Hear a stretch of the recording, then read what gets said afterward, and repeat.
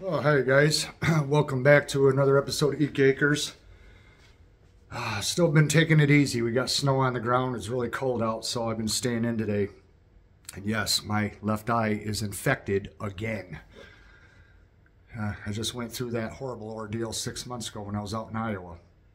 In this video, I wanted to talk about what I've been seeing an awful lot about online. And that's these younger generations losing their jobs. They're getting laid off, you guys, by the tens of thousands. Just getting let go.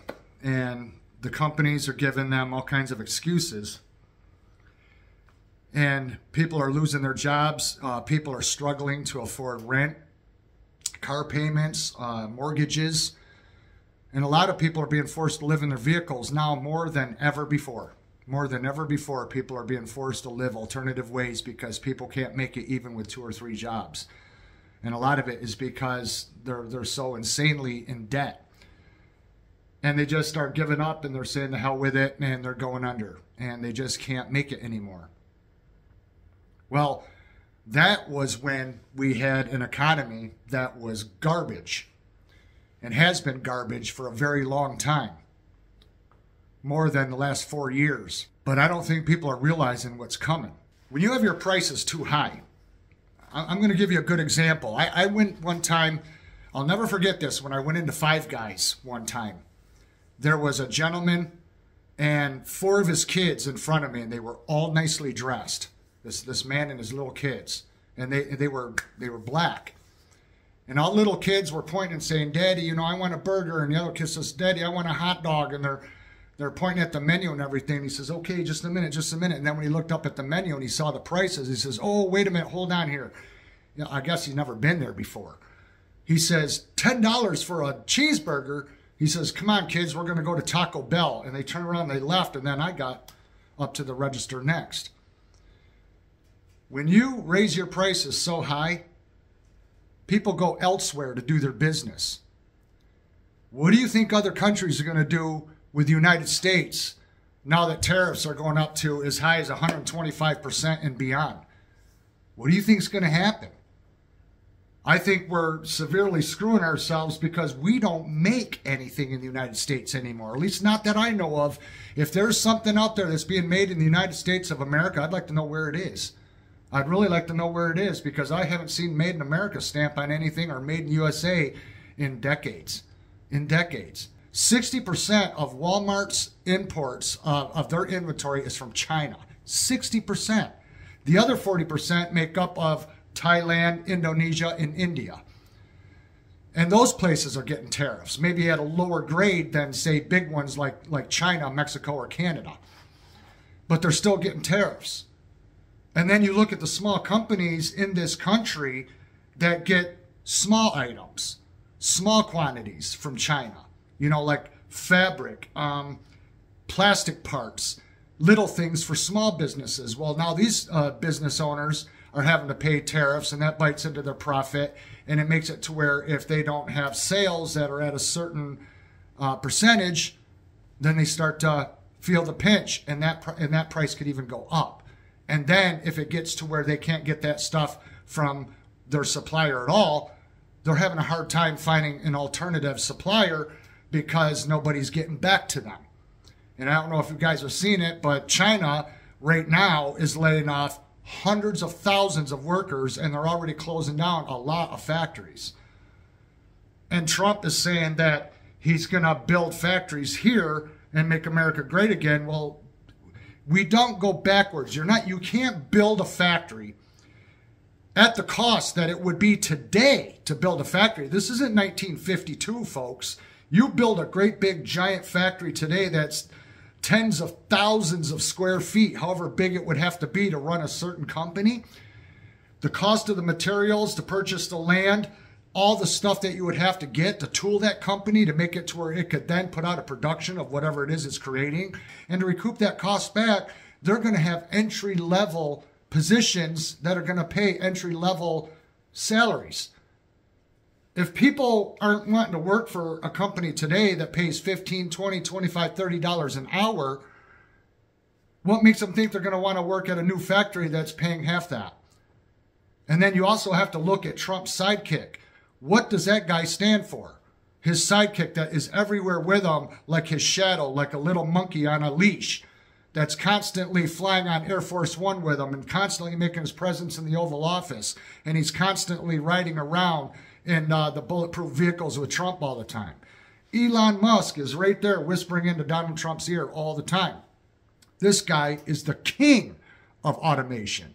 This guy knows more about AI than anybody. And so if they build a bunch of plants in this country to generate a bunch of things to do business with other countries, not so much for our benefit, but to do business with other countries, so these corporations would be the ones making the money, when really none of us are benefiting from anything. It's like watching two giants do business up on a bridge, and we're down underneath the bridge watching everything before our eyes happen, but we don't benefit from either outcome. We're just in the neutral zone. So when you build all these factories in this country, when everything has already been pro-automation before that happens, what do you think these new companies are going to be? They're going to be fully automated, man. They're going to be making everything themselves. Everything themselves. When my brother worked at Cummins before he died, he'd call me on his break out in the parking lot. When he'd be on break and he says, Kev, he says, we got certain lines of our production that have gone down, that the company has come in, unbolted the machines and got them out of there, and now we're bringing in robots to do the job that like 10 or 15 people on that line were doing to assemble diesel engines. And so it was going fully automated, and he kept telling me how the company would be walking Chinese people through the factory and showing them around and giving them tours and everything. He says, what the hell, are we selling out to China? So if you think about all the inventory that's coming in from these foreign entities, including China, China being the biggest provider, okay, that's the largest ball in the game. But then you've got all these smaller ones that make up the difference. When they all have tariffs on and everything, you know, maybe some can afford to go a little longer than others, but they're going to be looking for business prospects elsewhere in the world. And what that's going to cause is a shortage here in the United States to where we can't get anything. We can't get parts for anything. We can't get supplies. We can't get appliances. You know what's going to happen? I'll tell you where you're going to shop in the future, because if a big mega corporation like Walmart were to collapse, or Home Depot or Lowe's or Target or any of these places where everybody goes to buy their daily made in China junk, it's going to be co-ops. It's going to be church thrift stores, Salvation Army, Goodwill, stuff like that. Because when your toaster breaks or your microwave breaks, you know where you're going to get another one to replace it? At a secondhand store, and you're going to be buying it used. Because instead of stuff coming into this country that's constantly brand new, and then the outlets to sell that brand new product to the masses of a country, when that all stops, all you have left is what has always been around for decades and decades, which is secondhand stuff. That now becomes your new inventory. That now becomes the inventory that you can pick from. So a smart person in this market that is coming, a smart person would start up their own store to where you think like Walmart, only on a smaller scale. Imagine how Walmart is set up, minus the groceries, because you wouldn't be dealing in food, and minus the medical stuff where the pharmacy and everything is. If you take those two aspects out and you say, okay, I'm going to have a section of my store for clothes, a section of my store for appliances, a section of my store for tools and all this stuff. The only difference is everything in this store is going to be used. It's going to be secondhand, but everything's going to be displayed as if it were new again. And that's what we're going to be left with, recycling. We're going to be left with stuff that we've had around us all this time, but no one gave it a second look because you could go out and buy it brand new. But because the prices have been high and are only going to go higher, eventually two things are going to happen. Either you're not going to be able to get it at all because of supply and demand, and it's just not going to be there because the tariffs are so great, and companies are going to just give us the middle finger and start doing business with the rest of the world because they're not the ones picking on them like we are. Or you're going to have to get it secondhand. That's what's going to happen, because, and then once that stuff on the market is used up, all the secondhand stuff is a recycling to where that stuff will live again. But the only reason why it would live again is because you can't get nothing new. So you're going to see that happen. You're going to see to where used refrigerators are going to be in demand. Used everything is going to be in demand. from microwaves to toasters to vintage clothing to sewing machines, whatever, all that older stuff that nobody ever looked at and thought was junk and was just fun maybe to go and collect some of it. That stuff is going to be the new supplies of the future. And people wonder how anyone's going to make it when everything goes automated, because everything's being generated by AI and it's coming much faster than you think.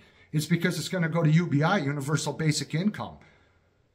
Because the government is going to be making so much money off of charging these other countries. This is why Trump was saying that no one would have to even pay taxes.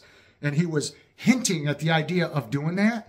Well, if they're going to have a surplus in money because they're making more off of tariffs than they are through taxation, through the American people, there's your money for universal basic income.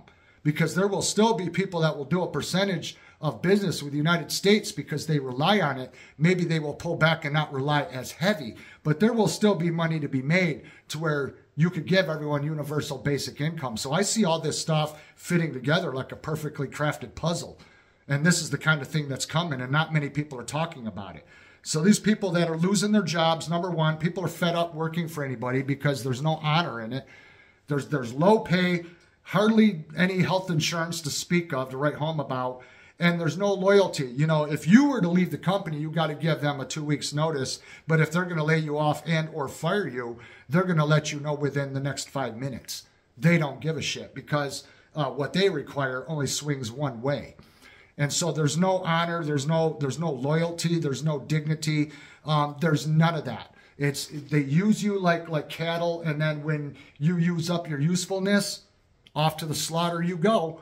And so with people getting fed up with the workforce and trying to make their own way, and then with a government that is trying to put literally everything out of business and making everything so ungodly expensive to where you got to get a bank loan to buy eggs and bread, what do you think is going to happen? The only way that you're going to be able to make a living is if you have the things that other people need, and it's going to come down to just small interactions, to where you have something to sell somebody and maybe they have something to sell you, and you get the job done, but everything's going to be done on a smaller scale because the days of doing business on a grand scale, I think, is dying off, you guys. We're in the days of where things that have been leading up to this have finally peaked, and it's now game over, to where everything has to be rethought and retooled, and we're going through a transitional phase to where very few people are going to survive this if they don't get smart. If they don't see what's coming, they're going to be left behind, and these are the people that are going to suffer the most. So I hope you're listening, because a lot of what I'm telling you in this video is exactly what we're going to be seeing. So think about it, prepare accordingly, and do what you need to do to make it, because we haven't seen nothing yet. This I think is going to get the worst that we have ever seen in modern human history. It's all about the rich making more money, and the ones, like I said, that are going to make money off of this are the ones that have the power. While all of us at ground level out there in the street have zero power, and we're not going to benefit from any of this whatsoever. We are just in the way. We are just in the way of what it is that they're doing. So how all of us are going to survive in the future remains to be seen. But I'll tell you what, you guys, we have some of the greatest suffering coming that you will ever see in your lifetime. Thanks for watching, you guys. We'll see you again in the next one. Bye-bye.